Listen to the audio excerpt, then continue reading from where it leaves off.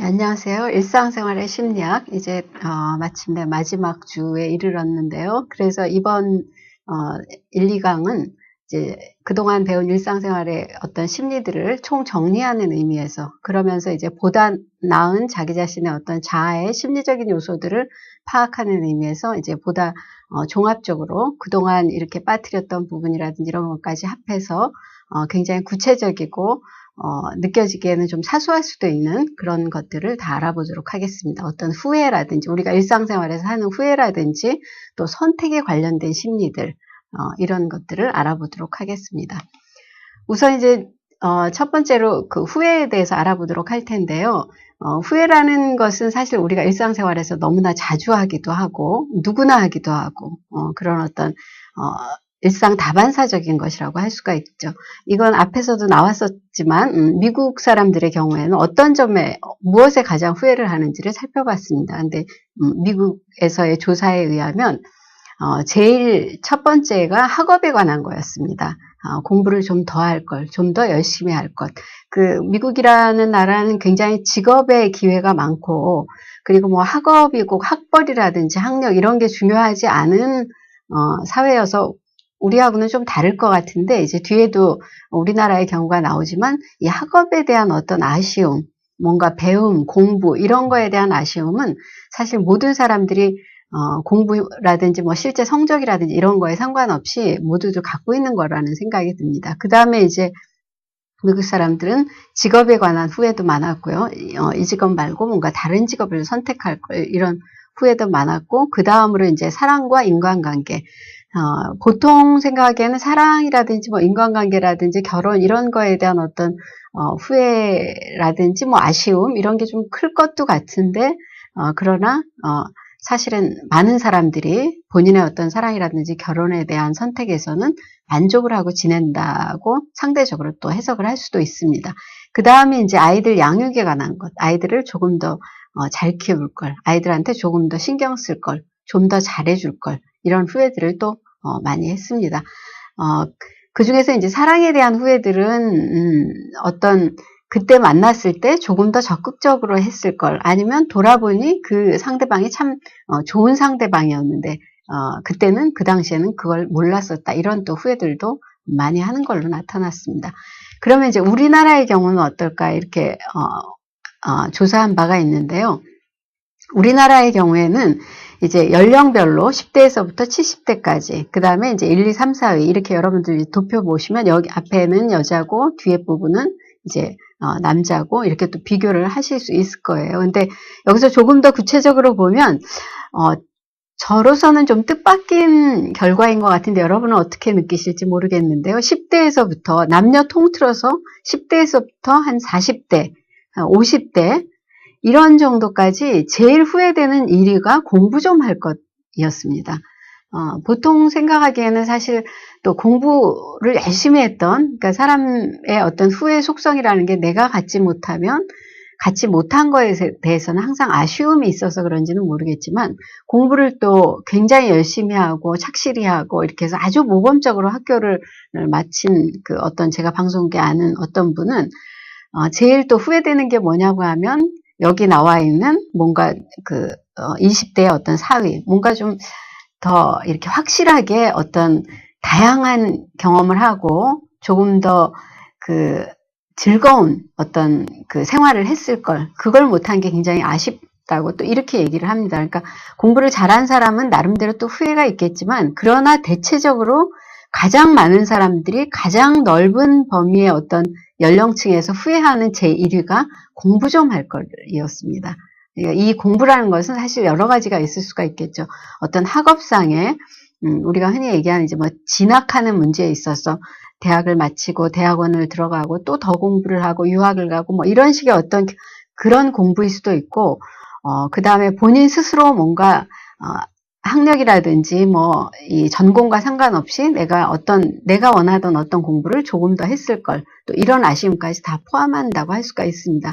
그런데 이렇게 후회되는 일의 1위가 어떤 공부라는 것은, 그렇게 많은 사람들이 본인이 학생으로서 공부에 충실해야 할 때 충실하지 못했던 것에 대한 아쉬움도 있지만, 한편으로는 참 많은 사람들이 굉장히 건전한 후회를 한다는 증거일 수도 있습니다. 그러니까 그 사람이라는 존재가 자기 자신의 어떤 발전에 대해서 겉으로 드러나는 것 아니면 뭐 일상생활하는 것과 상관없이 어떤 심리적인 굉장히 그 기반에는 뭔가 발전적이고 그 다음에 보다 나은 어떤 자기 자신을 꿈꾼다는 거를 이걸 통해서도 알 수가 있습니다. 그러니까 인간이 자기 발전을 얼마나 갈망하는지를 오히려 거꾸로 이 후회되는 것이 보여준다고 할 수가 있죠. 그러면 이제 이 조금 더 구체적으로 어떤 그 여성들의 후회하는 항목들을 보면은 이제 여성들의 경우는 그 1위가 공부 좀 할 것이 많았고 그 다음에 이제 어떤 나이가 들수록 아이들 교육에 대해서 조금 더 신경을 썼을 거. 사실 우리나라 어머니들처럼 그 자녀 교육에 신경을 많이 쓰는 경우도 드물 텐데요. 이런 경우 50대에서 이런 후회가 나온다는 건 나이 드신 분들은 사실 오히려 그 어떤 자녀 교육이라든지 자녀 교육에 요즘 그 열풍이 부는 거는 30대, 40대 이런 쪽에서 더 훨씬 더 관심이 많고 보다 적극적으로 뭔가 그 아이들의 학교 생활에 좀 지나칠 정도로 간섭과 통제 뭐 이런 걸 하는 거지. 사실 50대 어머니들은 그저 어떤 순종적인 그 이상의 그 연배에서는 아이들조차도 그 뜻에 무조건 따라주고 이러는 거에만 그 전반적인 사회 분위기가 그랬기 때문에 뒤늦게 아마 아이들 교육에 대한 후회를 좀 한다고 할 수가 있겠죠. 그 다음에 이제 여러분들이 아무래도 이제 20대가 많을 테니까 20대를 조금 더 중점적으로 보자면 1위는 아까 말씀드렸듯이 공부 좀 할 것이었고 2위가 굉장히 어떤 후회를 건전한 후회를 많이 한다라는 거를 여기도 또 알 수가 있죠. 엄마 말 좀 잘 들을 걸. 이게 20대 여성들의 또 두 번째 후회 사항이었습니다. 그러니까 흔히들 그렇게도 얘기하죠. 어른 말 들어서 나쁠 게 하나도 없었는데 그 당시에는 그러나 아마 이제 부모님들의 전달 방식에도 문제가 있겠죠. 잔소리 형식으로 늘 반복되는 얘기를, 늘 똑같은 얘기를, 그 다음에 그거를 비교 형식으로, 뭐 누구는 친구 아들은 어떤데, 친구 딸은 어떤데 이런 식으로 이제 비교 형식으로 하니까 그게 듣기 싫었을 텐데 나중에 돌이켜 보면 엄마 말 좀 잘 들을 것, 뭐 이런 게 굉장히 후회가 된다라는 거죠. 그 다음에 이제 친구랑 싸우지 말 것. 친구랑 이 시기에는 사실 친구와의 다툼도 크게 있을 수 있죠. 그래서 굉장히 나중에 생각해보면 정말 소중한 친구인데 그 친구랑 다투고 좋은 친구를 잃는, 그리고 뒤에 보면 이제 사과 얘기 이런 얘기도 나오지만 사과할 타이밍을 놓치고 또 괜히 자존심 앞세우느라고 좋은 친구를 잃었던 것이 20대 여성들의 굉장히 큰 후회거리였습니다. 오히려 그 어떤 사랑 문제보다도 이 문제가 더 컸다는 것도 또 뜻밖이라고 할 수가 있습니다. 그 다음에 이제 사위가 조금 더 적극적으로 뭔가 일상생활을 즐기고 취미생활도 다양하게 하고 뭔가 여행도 많이 가고 이런 식으로 어떤 공부 좀 할 것과 또 다른, 그러나 비슷하다, 인생 공부를 조금 더 할 것, 이런 어떤 부분에 대한 아쉬움도 있었습니다. 그 다음에 이제 사표 낸 것. 이 경우는 저도 옆에서 주위에서 이제 굉장히 많은 경우를 보는데요. 20대 때는 사실 여성들의 경우에 이제 여러 가지 그동안 요즘은 20대 여성들이 가정이라든지 어떤 사회에서 받는 우대라고 할까요? 어떤 대우라고 할까요? 이런 것들이 굉장히 여성들의 경우도 좋다 보니까 본인들이 직장 생활에서 조금만 뭔가 거슬린다라든지 이런 거를 잘 못 참아서 금세 사표를 낸다라든지 이직을 한다라든지 쉽게 중단을 한다든지 이런 경우가 많은 거죠. 그리고 굉장히 좋은 직장인데 본인이 생각하기에는 너무나 힘이 들고 바로 윗사람이 마음에 안 들고 여러 가지 어쨌든 마음에 안 드는 부분들이 있어서 이제 쉽게 사표를 냅니다. 그러고 나서 결혼을 하고 30대, 40대 이렇게 지나다 보면은 본인이 자기 자신의 어떤 경제권을 갖고 생활을 하고 자기 성취를 위해서 그 직장이 꼭 자기 성취에 부합되는 곳은 아니라고 하더라도 뭔가 자기 일을 갖고 그다음에 자기 생활을 나름대로 할 수 있는 어떤 그런 모습들이 굉장히 이제 달라 보이고 좋아 보이고 이러면서 쉽게 사표를 낸 것에 대해서 이제 후회가 많아지는 거죠.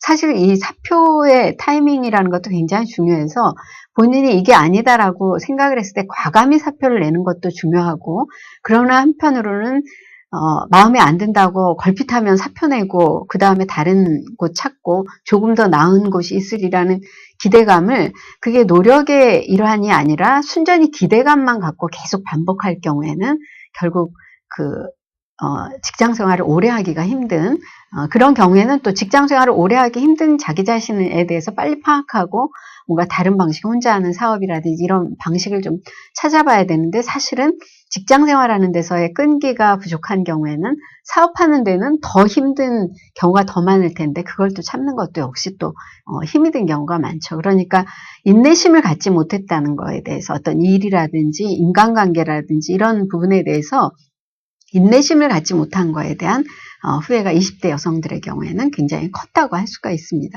그러면 이제 20대 남성들의 경우는 이제 전반적으로 앞에서 말씀드렸듯이 공부 좀 할 것이, 여기는 50대까지 갑니다. 사실 이제 50대까지 간다라는 것은 어떤 공부라는 것이, 공부의 종류가 여러 가지가 있겠지만, 뭐 어떤 친구는 20대를 거의 공부하느라고 뭐 특별한 공부, 어떤 시험이 어려운, 합격하기 어려운 이런 공부에 몰두해서 나중에 보니까 40대, 50대 때 굉장히 스스로 뭔가 사회적으로 활동을 훨씬 더 왕성하게 하는 걸 보면서 50대까지도 그런 모습에 대해서, 나도 학창시절에 이왕이면 공부를 조금 더 열심히 했을 걸, 뭐 이런 공부를 해놨을 걸, 이런 후회가 굉장히 길게 가는 거죠. 그 다음에 이제 60대의 경우에, 남자들의 경우에는 나이가 들수록 어떤 돈이라든지 경제적인 부분, 이런 부분의 안정, 아무래도 가장이다 보니까 사회생활을 그리고 주로 하다 보니까 어떤 경제적인 문제에 대해서 또 무시를 할 수가 없는 부분이 있는 거죠.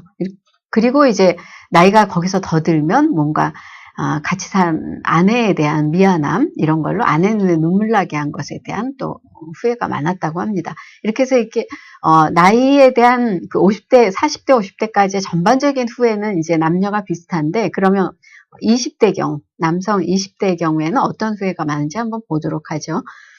공부 좀 할 것 1위, 아까 말씀드렸고요. 그 다음에 여기도 마찬가지로 엄마 말 좀 들을 것이 또 마찬가지로 2위를 차지했습니다. 남성들의 경우에 사실 엄마 말을 너무 잘 들어도 흔히 뭐 마마보이라고 그래서 이런 경우 굉장히 주위에서 놀림을 받기도 하지만, 그러나 그런 어떤 엄마 말을 무조건 듣는 것, 뭐 하라는 대로 무조건 하고 본인의 어떤 독립심이나 의지, 노력, 이런 거는 전혀 키울 생각 없이 그냥 무조건적으로 엄마가 하라 그러면 본인의 적성에 안 맞아도 무조건 네.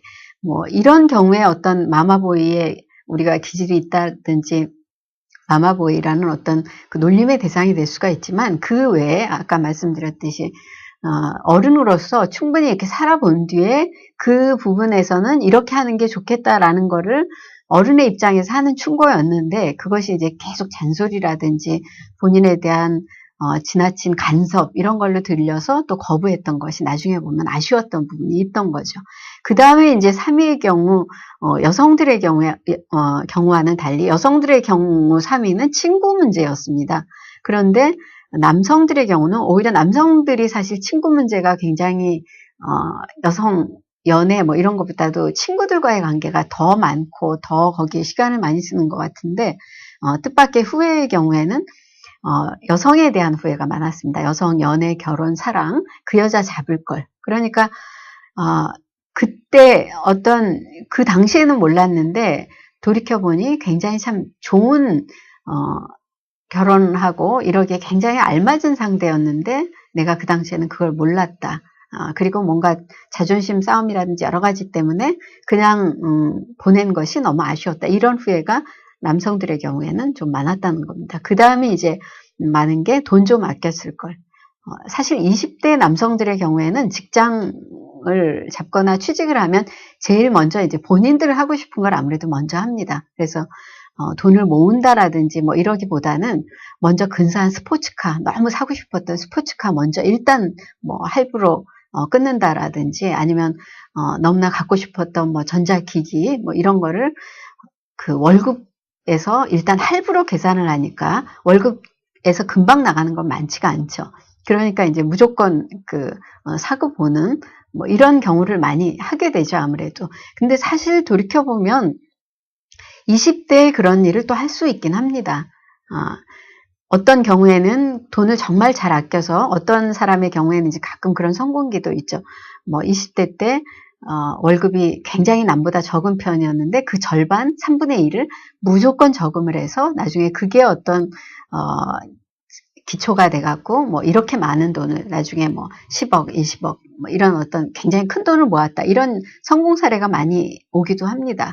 그런 경우에 이제 본인의 어떤 재테크라든지 경제적인 감각이 굉장히 뛰어날 경우에 그렇게 해서 정말 성공적인 미래를 설계를 할 수 있는 것도 굉장히 큰 어떤 덕이라고 할 수가 있겠죠. 그러나 이제 보통의 사람들의 경우에는 그렇게 하기가 힘들기 때문에 이 경제적인 문제, 돈 낭비 이런 거에 대한 후회가 참 많고 그 중에서 또 20대 남성들의 경우에 그런 후회가 좀 더 컸다고 할 수가 있습니다. 그 다음에 이제 오이가 어떤 사고 치지 말고 이렇게 여기에서의 사고는 이제 여러 가지 범주가 많겠죠. 뭐 친구들하고 싸우다가 그 다음에 사회적으로 본인이 어떤 말썽을 일으키는 부분들, 이런 부분들 사실 20대 혈기 왕성해서 여러 가지 또 사고를 칠 수도 있습니다. 이런 것들에 대한 후회가 굉장히 많았던 게 이제 20대 남성들의 경우라고 할 수가 있습니다.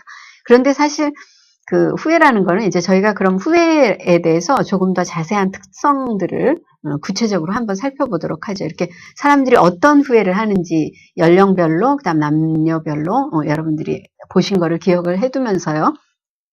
후회에 대한 심리학을 이제 살펴보면 그 심리학자 닐 로즈라는 사람은 이프의 심리학이라는 걸 했습니다. 이프, 여러분들 중학교 들어가면은 영어 시간에, 요즘은 이제 초등학교부터 영어를 배우지만 중학교 때 영어 배우면 가정법이라는 거를 배울 때 제일 먼저 배우는 문장이 이제 if로 시작되는 문제입니다.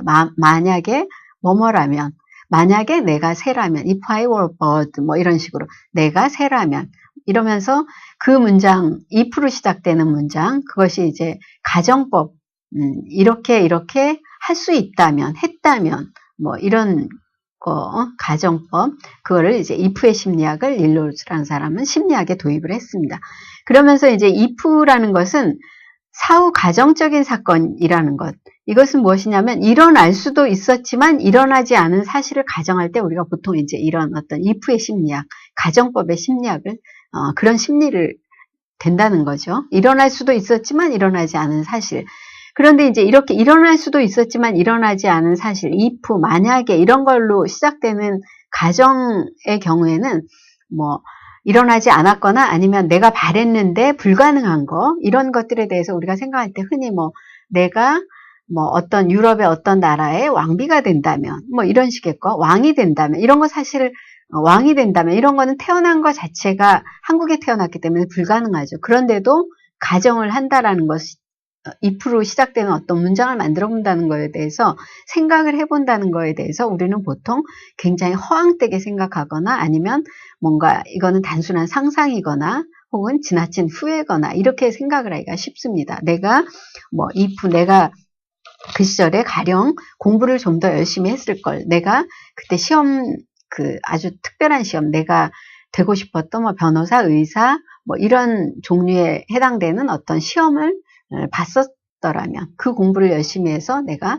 그런 직업을 가졌더라면, 이제 이렇게 후회의 어떤 가정을 할 때 보통의 경우는 그것이 이미 지나간, 내가 지금 그 상태가 아닌 상태에서 하는 거기 때문에 허황되고 상상이나 어떤 후회라고 가정할 수 있지만, 그러나 이 심리학자 닐 로즈는 주장하기를 if의 심리학, 이런 사후 가정의 심리학, 이런 아쉬움의 어떤 후회의 이런 심리도 사실은 삶을 위해서 괜찮다라는 겁니다. 좋은 어떤 오히려 계기가 될 수가 있고 좋은 도구가 될 수가 있다고 주장을 합니다. 그러니까 후회라는 것이 우리가 생각할 때는, 후회를 할 때는 자기 자신이 너무 바보스럽고 안타깝고, 그리고 정말로 그때로 돌려간다면 절대 그렇게 안 할 것 같은 이런 생각을 많이 하게 됩니다. 더군다나 아주 큰 사고를 냈을 경우에, 제가 얼마 전에 들은 얘기로는 한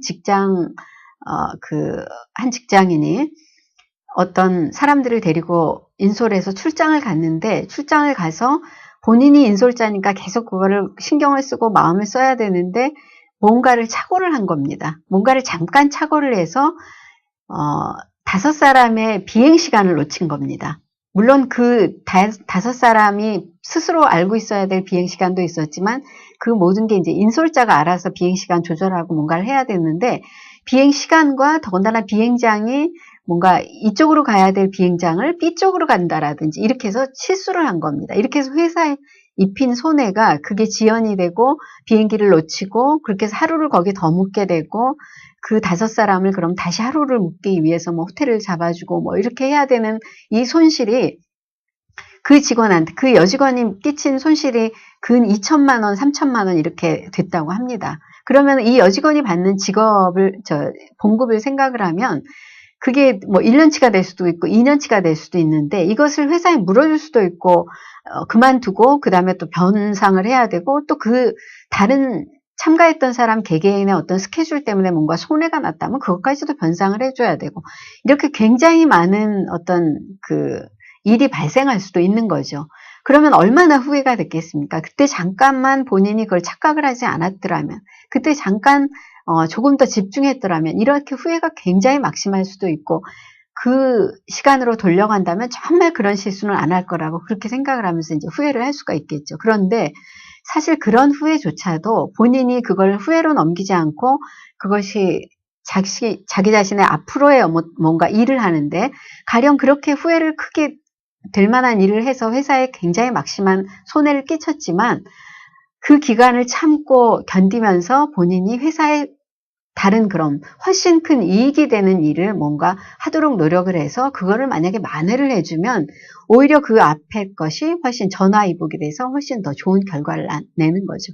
그러니까 후회를 본인이 발전할 수 있는 기회를 삼는다면 후회라는 게 얼마든지 더 좋은 도구가 될 수 있다는 게 닐 로즈 에이프의 심리학이라고 할 수가 있습니다. 그러니까 후회라는 것이 너무 잦고 너무 빈번하고 같은 사안에 대해서 후회를 거듭하는 건 물론 그건 어리석은 일이겠지만 어떤 사안에 대해서 후회하는 것이 무조건 나쁜 건 아니라는 것. 오히려 후회를 할 때는 한 번 정도 그야말로 앞에 예로 든 경우처럼 정말 큰 뭔가 잘못을 큰 실수를 해서 그러나 그게 돈 문제이기 때문에 사람의 일이기 때문에 만회할 수도 있는 거니까 만회를 해주고 그러면서 본인이 크게 발전하고 그걸 계기로 조금 더 다른 어떤 더 나은 일을 하게 된다라든지 이런 경우에는 훨씬 더 나은 계기와 도구가 될 수가 있다고 얘기를 하는 겁니다. 그 다음에 이제 보통 심리학자 마르켈 제일렌베르크의 연구에 의하면요. 사람들이 보통 후회하는 것에 대해서 조사를 했습니다. 그런데 어떤 경우에 대한 후회가 더 많으냐면 보통의 경우 앞에 저희가 예를 든 것처럼 뭐 공부를 그때 더 열심히 할 걸 이런 후회도 있고 그러나 그 사람을 놓친 거에 대한 후회 뭐 이런 혹은 또 반대로 그 사람을 만났던 거에 대한 후회도 있을 수가 있습니다. 내가 20대 때 그 사람 만나지 않았다면 내 인생이 이렇게 뭔가 복잡해지지는 않았을 텐데 그 사람과 결혼하지 않았더라면 뭐 이런 아니면 그 일을 시작하지 않았더라면 뭐 이런 여러 가지 후회가 있을 수 있는데요. 이 심리학자의 조사에 의하면 보통 정말로 후회스러운 것은 하지 않은 행동보다는 비행동의 후회가 더 많았습니다. 그러니까 한 행동, 뭔가 내가 누군가를 만나서 그 사람을 만났던 게 후회가 되고 뭔가 그 일을 했던 게 후회가 되고 그 회사를 들어갔던 게 후회가 된 것보다는 내가 사랑도 하지 않고 사랑을 두려워해서 사랑도 하지 않고 20대를 그냥 하지 않은 그 다음에 직업을 아무것도 구하려고 노력을 하지 않고 그냥 20대를 무연히 보낸 어떤 그런 일을 하지 않은 것. 그 다음에 뭐 내가 그때 공부를 하지 않은 것. 이런 하지 않은 것에 대한 후회가 더 컸다고 합니다. 그러니까 내가 어떤 행동을 차라리 하고서 후회하는 게 낫지 하지 않고 그냥 그 시간, 그 상황, 노력을 전부 다 고스란히 가져온 채로 아무것도 하지 않은 채로 넘어온 후에는 훨씬 더 나쁘다라는 거죠. 그러니까 여러 소설가라든지 여러 작가들도 흔히들 얘기합니다. 불행이 차라리 아무것도 없는 평범한 생활보다 더 낫다라고 가끔 얘기를 합니다. 물론 이제 어떤 예술적인 말이 섞인 얘기긴 하지만 너무나 아무 일이 없는 평온하고 평범하고 늘 똑같고 아무 일도 일어나지 않고 다 담백하고 이런 생활보다는 차라리 조금 슬프고 차라리 불행한 일이라도 일어나서 그 일어난 일을 해결하느라고 에너지를 쏟고 그다음 노력을 하고 왔다 갔다 하고 고민을 하고 고뇌를 하고 이러는 것이 훨씬 더 사람 사는데 보람 있고 훨씬 더 후회가 덜 되는 어떤 인생이라고 얘기를 하는 겁니다.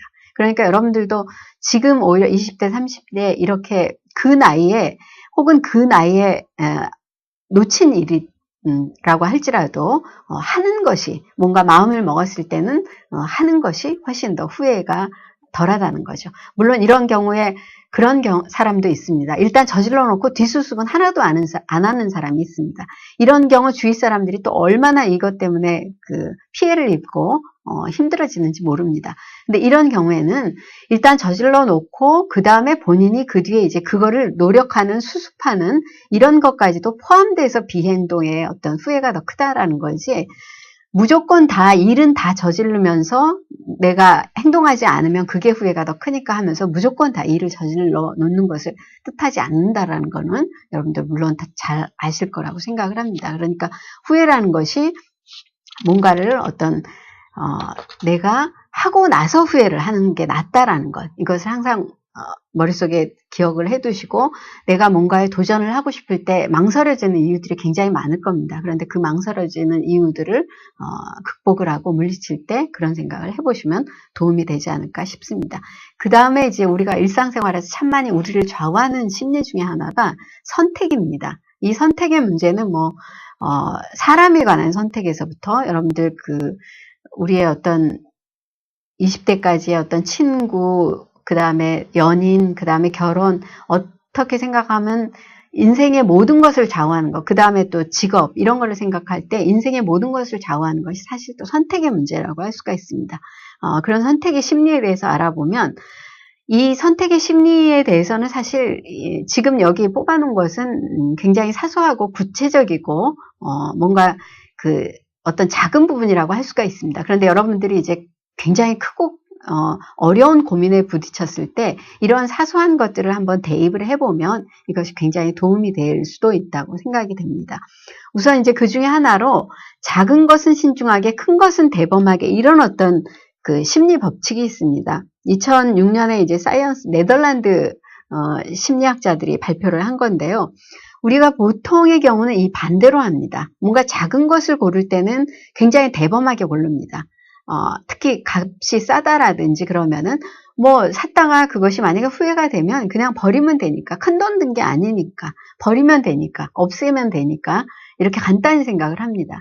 대신에 이제 큰 것을 고를 때는 노트북이라든지 집안의 가구, 냉장고 이런 거를 고를 때는 굉장히 신중하게 고릅니다. 차를 선택을 한다라든지 여러 번 생각하고 다시 알아보고 며칠을 고민하고 이렇게 알아봅니다. 사실 그거는 당연한 태도고 또 필요한 태도기도 합니다. 그런데 이제 여기서는 거꾸로 얘기하기를 작은 것은 오히려 신중하게 하고 큰 것은 대범하게, 이렇게 얘기를 하는 그 이유는요.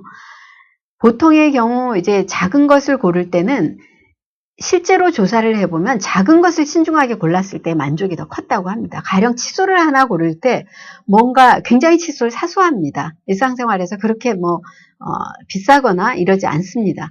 그런데 이것을 신중하게 꼼꼼히 색깔도 보고 여러 가지 많은 것을 고려해서 이렇게 선택을 했을 경우에 그 만족도가 작은 것을 신중하게 골랐을 때 만족도가 훨씬 크다고 합니다. 칫솔 같은 게 사실 사소하지만 일상생활에 늘 쓰이기 때문이죠.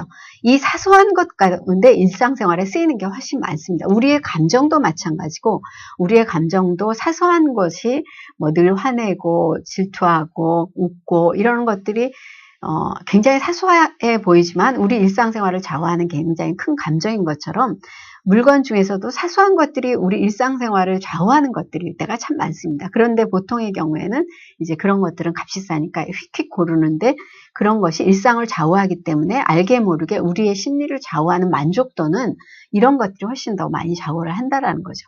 그런데 이제 큰 것은 대범하게, 그렇다면 우리가 가령 자동차를 사면서 대범하게 가자마자 보고 여러 가지 고민하지 않고 금방 사는 게, 그런 게 그러면은 옳다는 겁니까? 그런 게 만족도가 더 크다는 겁니까? 그런데 실제 조사에 의하면 실제로 그런 사람들의 만족도가 더 크다라고 얘기가 이렇게 결과가 나왔습니다. 그러니까 우리가 보통 일상적으로 생각하는 것과 그 다음에 심리학에서의 어떤 조사 실험 결과가 다른 경우도 굉장히 많습니다. 그러니까 제가 얘기 드렸지만 100% 신뢰를 하거나 추종을 할 게 아니라 이제 참고를 하고 그거를 어떻게 내 생활에 인용을 하는가 활용을 하는가가 중요한데, 이런 경우는 이렇게 생각을 할 수가 있습니다. 사실 어떤 물건을 보고 뭔가 그 물건이 바로 마음에 들었을 경우에는 본인이 평소에 그런 성향인 경우가 참 많습니다. 본인의 취향이 즉각적으로 발휘된 거일 수가 있습니다. 그렇기 때문에 그거를 선택을 했을 경우에는 본인의 취향에 더 맞기 때문에 후회나 어떤 아쉬움이 덜할 수가 있는데, 그렇지 않고 이제 생각을 합니다. 생각을 하고 여러 가지 고려를 합니다. 이러다 보면 본인의 생각이나 본인의 취향이나 본인의 결정보다는 주위의 어떤 고려가 참 많을 경우가 있습니다. 어떤 사람이 이제 가령 본인은 경차가 필요하다고 생각을 해서 경차를 사려고 합니다. 충분히 여러 가지 자기가 생각하기에는 경차가 좋다라고 바로 결정이 났습니다. 차를 산다? 그럼 나는 경차를 살 것이다. 나한테는 지금 경제적인 상황이나 여러 가지를 봤을 때 경차가 맞다. 이러고 결정을 했습니다. 그리고 이제 주위 사람들한테 얘기를 합니다. 그런데 주위 사람은 충고를 하기를 본인의 그 어떤 위치에서 충고를 할 경우가 많습니다. 가령 본인이 중형차를 모는 경우다. 이런 경우에는 본인도 모르게 차는 몰아보니까 중형차 정도가 돼야 되겠더라. 안전도를 생각하면 돈을 조금 더 들여서 경차 말도 한 단계를 업그레이드하면 좋지 않겠느냐. 이렇게 또 충고를 합니다. 그리고 또 본인은 또 흰 색깔을 하려고 하는데 또 주위에서 너는 여자니까 한번 빨간색 차를 몰아봐라. 이렇게 또 얘기를 합니다. 이러면서 이제 여러 가지가 주위의 충고에 의해서 생각이 달라지고 고려해야 될 사항이 많아지고, 그런데 그것들이 불합리하냐 그러면은 듣기에는 전부 다 합리적인 충고들입니다. 그렇기 때문에 더 망설이게 되는 거죠. 그러나 처음엔 자기가 뭔가 직관이라든지 직감이라든지 본능적으로 선택했던 자기한테 맞는 그런 것에서는 점점 더 멀어질 수가 있습니다. 그러나 이것이 만약에 칫솔의 문제라면 누가 칫솔을 고르면서 친구한테 나 어떤 색깔의 칫솔을 고를까를 하루, 이틀, 3일을 걸쳐서 주위 여러 사람한테 물어보지는 않습니다. 그러기 때문에, 그러나 이제 이렇게 큰 자동차의 경우는 물어보다 보면 본인이 사실은 정말로 만족스러울 수 있는 것에서 점점 더 멀어지는 선택을 할 수가 있다라는 거죠. 그러니까 우리가 이 얘기는 그렇다 그래서 앞으로 뭔가 큰 돈이 들어가는 것을 무조건 다 단숨에 아무 주저없이 이렇게 사야 된다라는 것은 물론 아니고, 뭔가 큰 사항을 결정을 할 때 내가 주관이 돼서 충고를 어느 선에서 본인이 어느 만큼까지 받아들일 건가를 잘 결정을 해야 된다는 뜻입니다. 충고도 너무 안 받아들여서도 안 되는 것이고, 받아들일 때는 또 골라서 잘 선택을 해서 자기한테 듣기 좋은 충고만 받을 것이 아니라 자기한테 뭔가 해가 되는 충고도 받아들이고, 이렇게 해서 종합해서 결정을 내릴 때는 빨리 내리라는 것입니다. 지난번에 그 백화점에 들어갈 때 남성들의 어떤 형태에 대해서 얘기를 했지만, 본인이 뭔가를 사야 되겠다 그러면은 주위 상황 살피지 않고 바로 가서 바로 선택을 하는 것이, 그것이 굉장히 어떤 빠른 선택이 될 수 있듯이 뭔가 본인이 선택을 할 때는 결정을 확고하게 빠르게 결정을 하는 것이 좋다라는 것이 또 심리에 있어서의 한 사항이라고 할 수가 있습니다. 그 다음에 이제 할인 쿠폰의 심리 전략이라는 것이 있는데요. 우리가 이 선택의 문제에 있어서는 이렇게 생각을 하면 됩니다. 내가 중요하게 여기는 게 경제적이고 돈이고, 돈을 아끼는 것이 지금 상황에서 나한테 더 중요한 건지, 아니면 노력이나 시간을 아끼는 것이 나한테 더 중요한 건지. 가령 어떤 분의 경우에는 시간이 굉장히 중요하기 때문에 내가 벌금을 물고서라도 시간이 드는 곳엔 안 가는 이런 경우도 있습니다. 그러나 벌금이 10만 원이다. 벌금이 너무 크다. 나는 내가 차라리 가서 시간은 내가 많으니까 돈이 나한테는 아끼는 일이 더 중요하니까 내가 가서 거기서 시간을 할애를 하고 나는 대신 10만 원을 내가 아끼겠다. 벌금을 아끼겠다. 이런 식으로 하는 거예요. 이것을 반드시 시간을 아끼는 것이 옳다. 반드시 돈을 아끼는 것이 옳다. 이렇게 생각을 하면 안 된다는 겁니다. 본인한테 지금 필요한 것이 무엇인지. 바로 이 할인 쿠폰의 심리 전략이 그것인데요. 여러분들 동네에서 음식 배달해 먹으면 항상 할인 쿠폰 주죠. 그러면 이제 할인 쿠폰을 꼼꼼히 모읍니다. 치킨집이나 피자집이 주는 할인 쿠폰을 뭐 60장이나 되는 것을 열심히 모아서 이제 그것을 60장을 모으면 하나를 이제 그냥 줍니다. 이렇게 해서 그걸 하나를 바꿔서 그야말로 이제 무료로 먹는, 공짜로 먹는 이런 어떤 뿌듯함을 누리는 사람이 있습니다. 그런 반면에 할인 쿠폰 같은 거 오면 그대로 그냥 바로 휴지통에 버려버리는 경우, 물론 혹은 몇 장 정도 모으다가 한 대여섯 장 정도 모으다 보면, 그렇게 모으다 보면 중국집에서 이제 할인 쿠폰 제도를 바뀌는 것도 있고, 이렇게 그 중국집 나름대로 그쪽에서도 돈을 벌어야 되기 때문에 무작위로 이렇게 할인 쿠폰을 발행해서 그 할인 쿠폰을 손해를 보면서까지 할인 쿠폰을 나중에 무료로 그거를 바꿔주는 경우는 또 그 사람들 경우에도 장사를 하는 경우이기 때문에 무조건 그럴 수는 없습니다. 그러니까 그 사람의 경우에도 또 장사를 하는 입장에서 어떤 심리적으로 사람들이 할인 쿠폰을 얼마나 쓰는지 이런 것들이 다 거기에 계산이 들어가 있는 겁니다. 중국집 개개인이 들어가 있다는 뜻이 아니라 할인 쿠폰 제도 자체라는 것에 그것이 들어가 있습니다. 그럼 이제 누군가는 바꿔서 그렇게 해서 뭐 50장이 되든 60장이 되든 충실히 모으는 사람이 있고 그렇지 않은 사람이 있는데, 이런 경우에 여기에 작용되는 심리는 아까 말씀드렸듯이 그거 할인 쿠폰 신경 써서 일일이 모으고 그 다음에 또 그 할인 쿠폰으로 바꿔달라고 보통의 경우 전화를 하면 약간 서로 감정이 상할 경우도 있습니다. 중국집이라든지 피자집하고 뭐 바꿔주기로 했는데 왜 안 했느냐, 주문하기 전에 말하라고 했는데 왜 말 안 했느냐, 뭐 이런 식으로 해서 서로 또 약간 다툼이 있을 수가 있습니다. 그런 경우까지를 감안하면 그렇게 해서 기분 상하고 노력하고 뭐 일일이 챙겨놓고 이런 그 노력을 하느니 나는 차라리 피자 하나를 손해를 보겠다. 피자 하나를 안 먹고 말겠다. 내가 그 노력을 나는 안 쓰겠다. 이렇게 하는 것이 이제 그런 사람의 경우도 있고, 그렇지 않고 내가 그걸 알뜰히 모으는 재미를 갖고 모아서 그걸 하나를 그냥 또 얻는 그런 재미를 누리겠다. 이런 어떤 심리적인 차이에 의해서 할인 쿠폰이라는 것도 모으는 성향이 달라지는 겁니다. 이런 성향 역시 본인이 생각하는 바대로 내가 무엇을 아낄 것인가, 이거를 굉장히 중요하게 생각을 해야 됩니다. 그 다음에 이제 우리가 선택에 대해서 나올 수가 있는 게 거절과 뭐 취향, 사과 이런 것들이 전부 사실은 그 개개의 어떤 심리적인 문제이기도 하지만 뭉뚱그려서 선택의 문제라고 할 수가 있습니다. 내가 어떤 문제를 거절할 것인가 말 것인가, 이것도 선택의 문제죠. 내가 사안을 받아들일 것인가 말 것인가, 이런 선택의 문제이기 때문에 거절도 선택에 해당될 수가 있다고 할 수 있는데요. 거절에 있어서는 싸움의 법칙이랑 똑같습니다. 우리가 부부싸움이라든지 연인끼리 싸울 때 얘기 나왔던 것처럼 거절은 해당 사항에 대해서만 거절을 해야 됩니다. 가령 동창생 친구가 이제 전화를 합니다.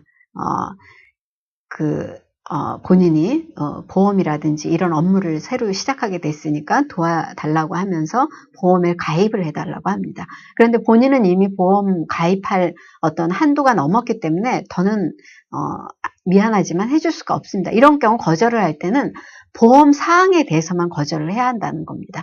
내가 미안하지만 지금 상황이 나도 이러저러해서 네 부탁을 들어주지를 못하겠다, 미안하다, 이렇게 얘기를 해야 된다라는 겁니다. 그런데 이제 보통의 경우는 뭐 친구인데도 내가 거봐라, 내가 예전에 그 사람 만나지 말라 그랬지, 그 사람 만나서 뭐 시간 소모하지 말라 그랬지, 너 그 사람 만나서 아무것도 안 하고 지내다가 결국은 나중에 좋은데 취직도 못하고 그래갖고 보험하잖니, 보험하게 됐잖니, 뭐 돈 그렇게 모아두라고 했는데 안 하더니 이제 와서 그렇게 했잖니, 내 말 안 들어서 너 내 말 안 듣고 이렇게 살더니 이렇게 됐잖니, 이런 식으로 이제 얘기를 하면 이것은 그 상대방의 자존심도 당연히 너무나 해치는 일이 되고요. 이거는 거절을 제대로 했다고 할 수가 없습니다. 지혜로운 현명한 거절이라고 할 수가 없습니다. 사람을 잃게 되는 거죠. 친구를 잃게 된다고 할 수가 있습니다. 그 다음에 이제 또 우리가 거절에 있어서 거절도 이런 선택의 문제고요.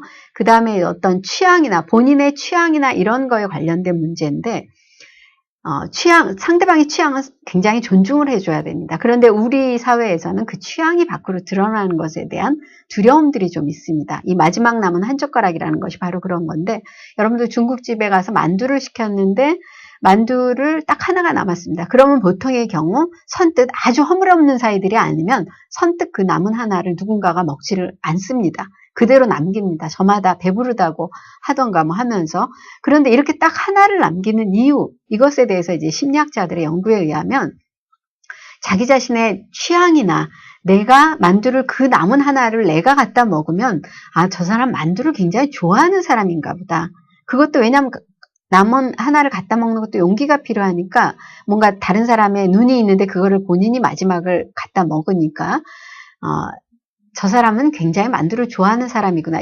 이런 어떤 취향을 인식시켜 준다라는 겁니다. 그리고 또 한편으로는 아, 저 사람은 좀 식탐이 있나 보다. 이렇게도 또 생각을 하게 한다라는 겁니다. 그런데 우리 사회에서는 그 음식 남기는 게 미덕이었던 그 사회의 습성이 남아서 뭔가 식탐이라든지 음식을 깨끗이 비우는 거 이런 거에 대한 약간의 그 주저함이나 어떤 그 거부감 같은 게 있었기 때문에 그런 식으로 식탐이 드러나는 걸 서로 원하지 않는 거죠. 이렇기 때문에 항상 마지막 남은 한 젓가락에 누군가가 손을 선뜻 대지를 못하는 겁니다.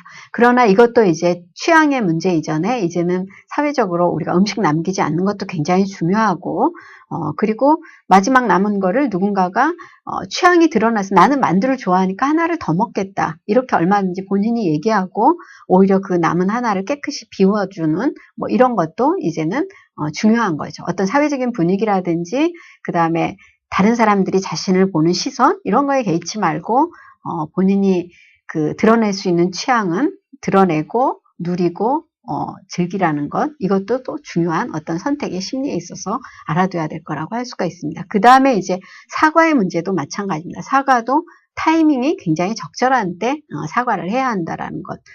여기 보시면 여러분들이 피해를 입은 상대방이 화를 충분히 낸 다음에 사과하는 게 더 효과적이라는 겁니다.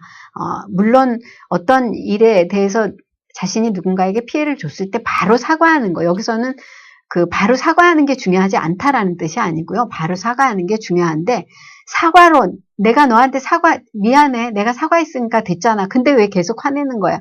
우리 보통 이렇게 많이 얘기를 하는데요. 미안하다고 사과를 하되 상대방이 화를 충분히 내도록 오히려 그 시간적인 여유를 주라는 겁니다. 상대방이 화를 조금 내야 그게 다 풀리고 상대방도 마음이 가라앉는 거기 때문에 그렇게 할 여지를 주라는 것이죠. 이런 것들이 모두 사과에 있어서 굉장히 중요하다라는 걸 알 수가 있습니다. 그 다음에 이제 우리가 굉장히 살아가면서 중요한 게 만족도인데요. 인생이라든지 자기 어떤 직업, 일, 결혼 생활 이런 거에 대해서 만족이 주는 어떤 심리적인 만족감 이런 거 굉장히 참 중요합니다. 그런데 이제 이 만족에 대해서 한 심리학자가 조사한 것 중에 은메달보다 동메달 이런 심리가 있습니다. 이것은 보통 이제 메달을 딸 경우에 금, 은, 동 이렇게 3개의 메달이 있습니다. 그러면 당연히 이제 금메달이 굉장히 만족스러운 가장 좋은 메달인 거죠.